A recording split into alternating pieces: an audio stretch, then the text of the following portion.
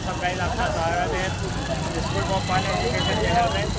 आज हम यहाँ पर नया ब्लॉग बनाने वाले हैं जो कि ओमकारेश्वर का होगा। तो इतनी बारिश में ओमकारेश्वर हम जा रहे हैं यहाँ पर। तो हमारे पीछे बसें खड़ी है, बसों के बैठ के जाएंगे। हमारी 6 नंबर बस है यहाँ पर, लगभग 50 से 60 बसें जा रही हैं। तो चलते हैं यहाँ पर से।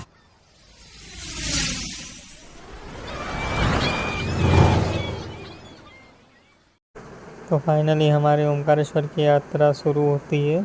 यह यात्रा श्री कमलेश खंडेलवाल द्वारा हर साल आयोजित की जाती है। यह सुविधा श्री कमलेश खंडेलवाल द्वारा बहुत सी माताओं और बहनों को कम से कम खर्चों पे उपलब्ध की जाती है।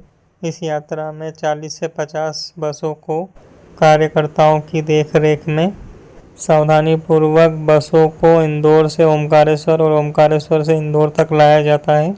इंदौर से ओमकारेश्वर की दूरी 80 किलोमीटर है, जिसे पूरा करने में बस के द्वारा 2 से ढाई घंटे लगते हैं।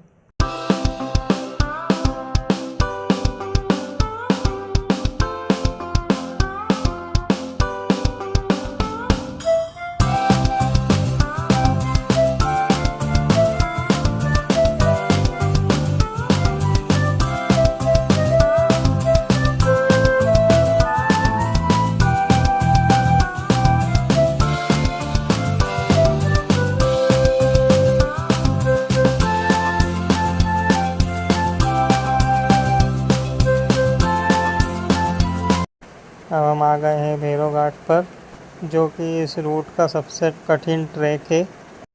इस रूट पर ड्राइवरों के लिए सबसे बड़ी चुनौती यहाँ के घुमावदार रास्ते हैं। इसके अलावा यहाँ पर बारिश भी बहुत प्रॉब्लम क्रिएट कर सकती है, जैसे आप यहाँ पर देख पा रहे हैं।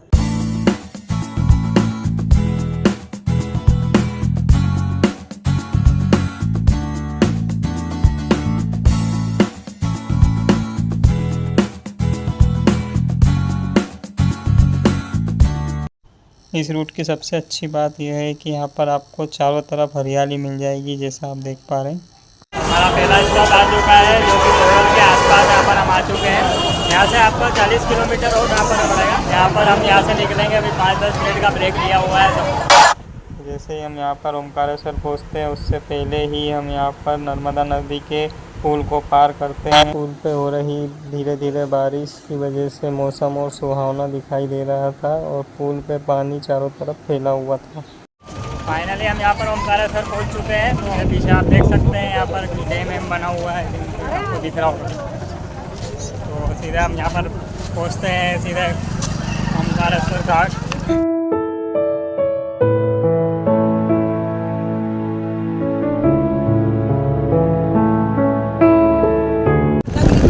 फाइनली हम यहाँ पर घाट पहुँच चुके हैं। तो घाट का नज़ारा कुछ अच्छा था, लेकिन आप चल रही है यहाँ पर। पीछे आप देख पा रहे होंगे कि पुल जा रहा होगा, तो वो सीधा ओमकारेश्वर मंदिर जाता है। तो वो पुल भी चलेंगे अभी। पुल अब चलते हैं, यहाँ पर थोड़ी फिसलन हो रही है। तो यहाँ पर आप देख पा रहे हैं, जैसे ये सामने आपको दिख रहा है ओमकारेश्वर जाने का रास्ता। ये सामने से आपको यहाँ पर दिखता है पुल चढ़ते से। देन आपको सामने से भी एक पुल दिखेगा, सामने से मैं आपको जूम करके बता देता हूँ।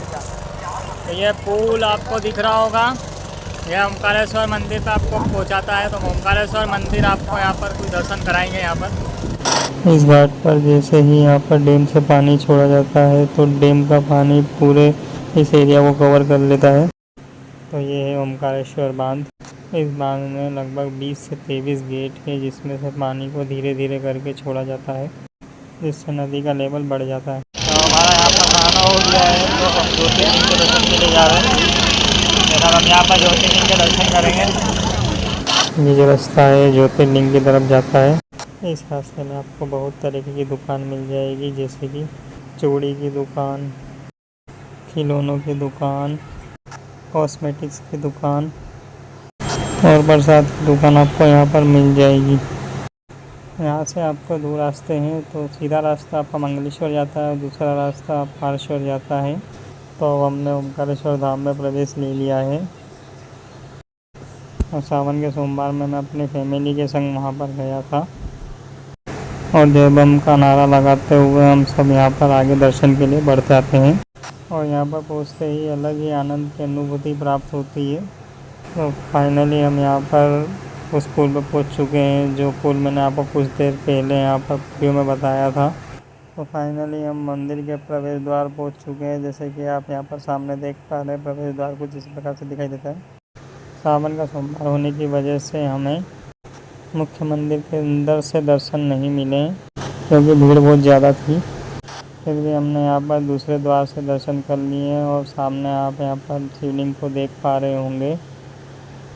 तो मेरी पूरी कोशिश रही कि आपको शिवलिंग के दर्शन करा पाऊँ।